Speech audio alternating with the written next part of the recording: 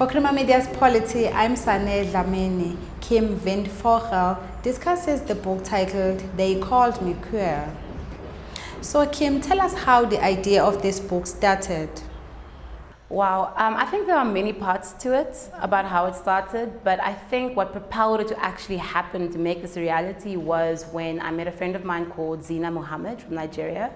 She had just compiled a book called She Called Me Woman, Nigeria's Queer Women Speak.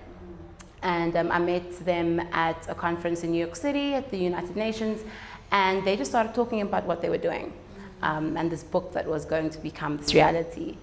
And then I was like, you know what? We need these stories. We need personal narratives. We need more queer content of Black people who are queer in South Africa. And that is what propelled the idea and what made us feel that we should do this, myself and Kitty Koopman, who assisted me in the process. For those who don't understand the term queer, how would you describe it? I feel like it's undefinable, but I will give a little bit of history. Queer, the term used to be used against people whose sexual orientation is not straight, or anyone who just didn't fit the norm. So it used to be a word that people used as an insult, you know? But you know, there's a big culture of reclamation, of people reclaiming language. So a lot of younger people who are part of the LGBTQIA community, which is the lesbian, gay, bi, trans, intersex, and asexual community, many have reclaimed the term now. So it's pretty split, but some people hate the term queer because of its history, and other people are like, let's reclaim the term. Very similar to the term colored. Some people are like, you know, I'm a proud colored, I'm going to reclaim the term, even though it's an apartheid term, and others are like, no, I am not a colored, I am, you know, something else. So that is what the term queer used to mean, and now it's something where it's like an umbrella term. If I'm queer, I'm queer. It could mean anything. And what criteria did you use when you were selecting the people who've shared their stories? We were looking for people who come from a variety of backgrounds, but one of the main things that we were looking for was you had to be of color. You have to be Black or just not white. Yeah. And I say it pretty straightforward because a lot of the queer narrative, or the narrative of our community in South Africa, is pretty much whitewashed. And that is how it is in all forms of society due to the power imbalances, right? So what we did, myself and Kelly Eve, we decided that the only people who will be able to contribute will be people who are of color, because these are the stories that we need to see. And that was one of the main criterias for us. And then obviously within that, you have people who are of color, they're queer, you're lesbian, gay, bi, trans, intersex, asexual, any form. That was the only criteria. You had to be of color and queer. So in the book, Craig Lucas's open letter really touched me. Can you tell us a bit about his story? Yeah, so Craig Lucas, as you know, was the winner of The Voice, I think, in 2016, and is now a major South African star, pop star and singing sensation. And what I could get from his story is something that's very similar to other queer people, is that you don't even know that you are able to fall in love with someone who is not supposedly the opposite sex, right? Because that's how you are raised. You are watching Disney movies where the prince comes, saves the princess, the king needs his queen. So we're all like conditioned to believe that this is how it is. And then one day, I think in his story, it's very similar to mine, you just meet someone or you see someone for the first time and you're like, whoa, actually, I have feelings for this person who is not of the so-called opposite sex. So what does this mean for me? And a lot of us go through that trauma of having to now internalize what is happening. Is this okay? Is this against my religion? Will God punish me? What will my mother say? What will my father say? What will my parents say? So I think it's a story that is not foreign to a lot of queer people.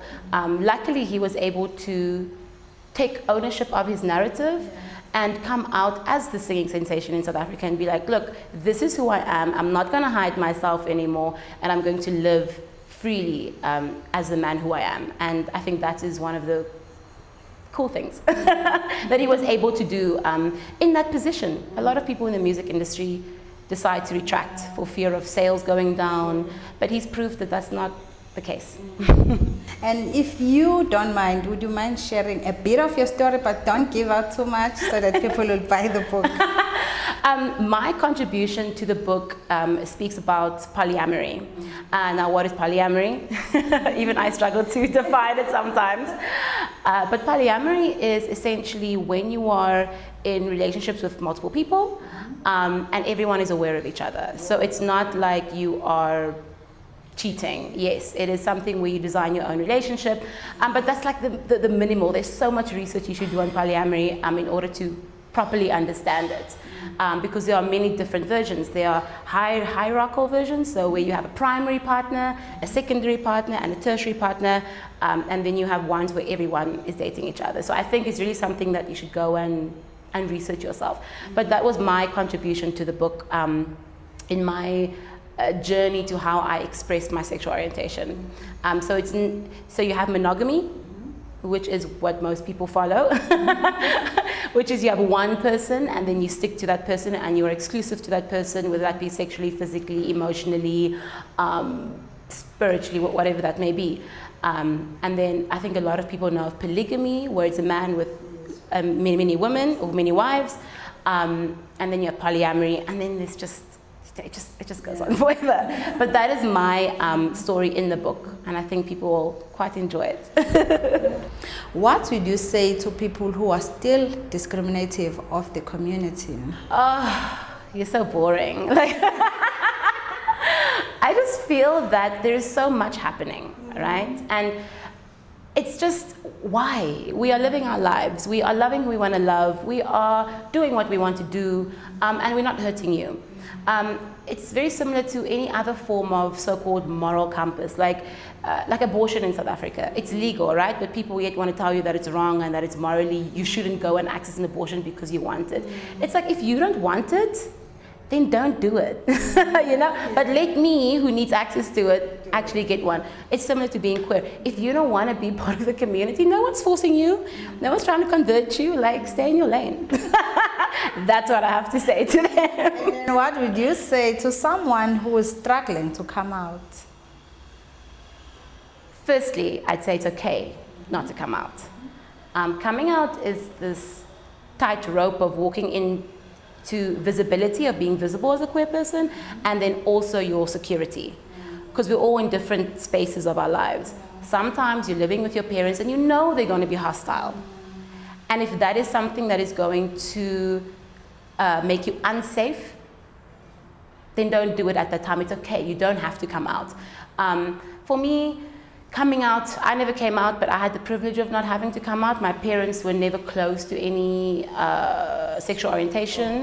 They're very open-minded parents. So I'm lucky. I got those parents where I could just bring my girlfriend home and be like, oh, this is my girlfriend, you know, and they were like, okay, oh, okay, it's cool. They didn't have a problem with it. But for people struggling to come out, I would say sit with yourself. Think about what you need in that moment. And if it is to come out, if you want to reclaim your power, and if you want to, you know, go to your parents and say, this is who I am, or your guardians or whoever, then do it. But if it's going to make you unsafe, whether it be in your community or in your household or at your place of work, you know, take your time. It's okay. And lastly, what else will the readers get if they read your book? They're going to get a spectrum of stories. There are so many stories in here that doesn't necessarily speak about being queer at all. It just speaks about this person's life who happens to be queer. And I think that's what I like. It's not about coming out stories. It's not about your sex lives. It's not about, you know, one specific story. There are so many stories. People are just figuring out their lives. They're figuring out, what does coming out mean?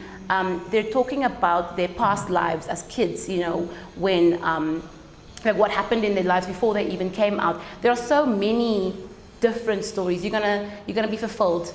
You're going to see yourself, whether you are queer or not. You're going to see yourself in these stories. You're going to enjoy yourself, and you're going to cry a lot. I think the first time I read this book, which was the soft copy, before it was printed, I cried, but I laughed as well. And I loved it. That was Kim speaking to Polity about her book titled They Called Me Queer.